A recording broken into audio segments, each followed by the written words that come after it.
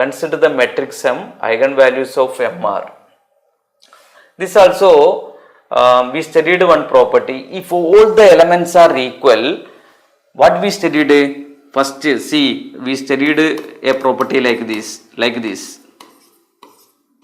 a matrix given. That means all diagonal elements are equal and all other elements are also equal except diagonal elements. So here all diagonal elements equal, all other elements are also equal.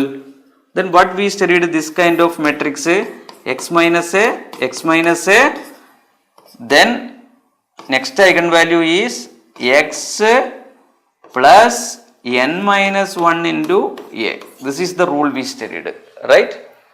That means x and a is 1 here. Here part 1, diagonal element x also 1. Then 1 minus 1, then x1. N is the order of this matrix. What is order of this matrix? This is a 3 by 3 matrix.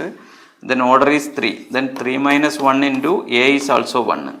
Then 0, 0, 1 plus 2, 3. Then 0, 0, 3 is the answer, right? So in different cases, different types of matrices, how to find eigenvalues easily.